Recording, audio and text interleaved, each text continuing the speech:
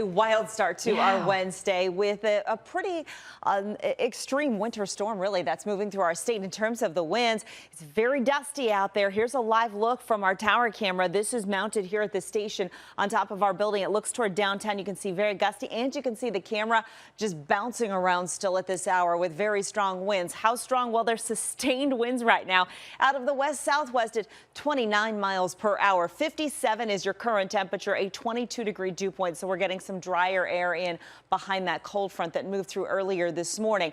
The winds really haven't relaxed much behind the front. We've got 30-mile-per-hour winds right now out of the west in Show Low.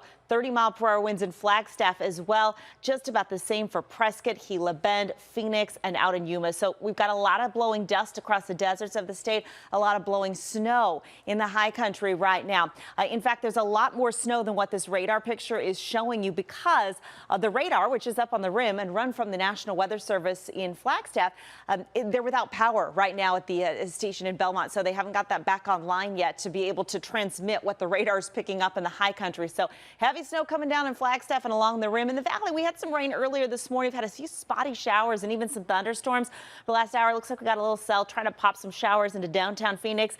It's probably going to be light in nature. The big issue still for the next couple of hours going to be the wind. We're going to continue to call for gusty conditions through at least 3-4 o'clock. Our wind advisory doesn't expire until 8 p.m. So blowing dust still a concern heading into the rest of the day, a high of just 59 degrees. Coming up, we're going to talk about what's next after this winter storm. We're also going to talk more about those pictures and videos that you've been submitting from all across the state in just a couple minutes.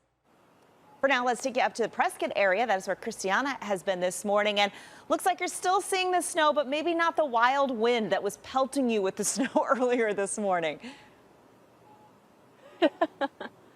Yeah, the snow really hasn't been going as much as it has been since this morning. This is actually from the winds blowing it off of some of the buildings. So the winds haven't let up. Again, those gusts, they come every few minutes. They were just killing me and Victor. So if you are going to be outdoors today, walking, going and grabbing some food here on Whiskey Row in Prescott, you definitely want to layer up, try to cover every inch of your skin. We've seen all elements here from rain, snow, lightning, and of course the big story are those wind gusts. 64-mile-per-hour wind gusts here in Prescott. They were strong enough to uproot trees and of course knock out that power. There was at one point over 2,000 people here in Prescott without power. APS worked to restore it.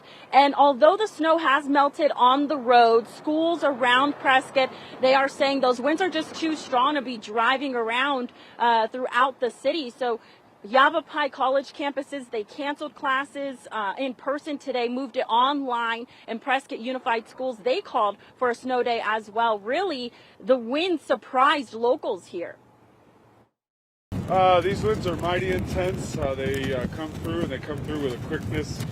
They kind of just blow everything in their way down, and hold on and hope for the best. We got to get the smokers started early so we can get the barbecue on because the smoke must go on. So we're out here, we got the fires going, the barbecue's on, rain, wind, or shine, it don't matter, we're still out here grilling.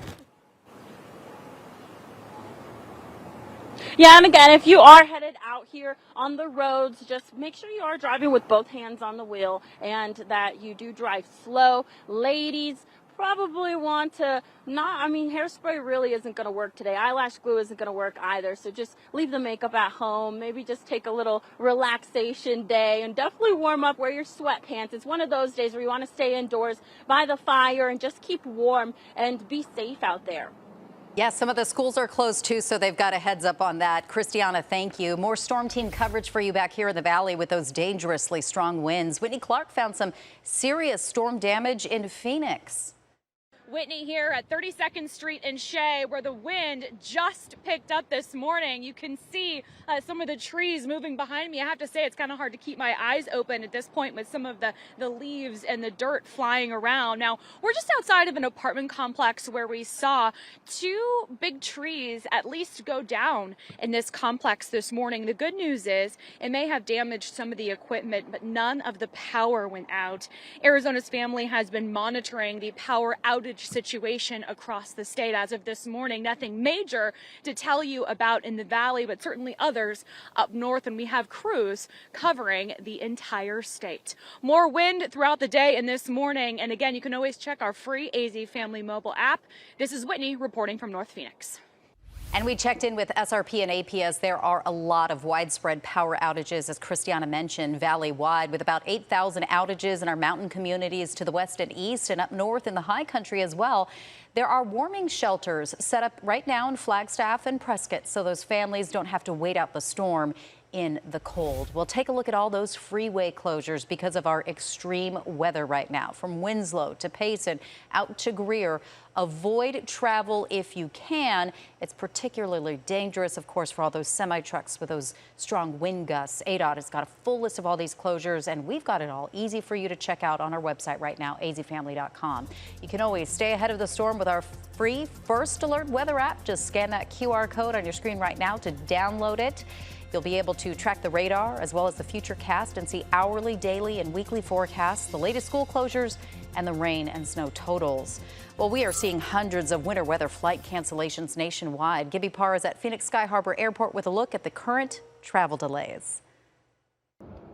Yeah, Sky Harbor is sending us notification that there was going to be not only cancellations but delays, but not only because of the weather here in the valley, but the weather across the country as well. As you can see out here at Terminal 4, where planes are getting ready to leave, there were delays from 30 minutes up to 46 minutes at some point, and said they were steadily increasing as well. So if you're getting ready to leave for a flight here at Sky Harbor, make sure you go to their website, go to your airline, and check on your flight to make sure you know if it's on time or if it has been canceled. As of this morning, there were at least 28 cancellations, and as I mentioned, that was going to continue to grow out here. So just make sure if you're getting ready to travel today that before you make it out to Sky Harbor, you check with your flight to make sure it's okay. This is supposed to last throughout the day.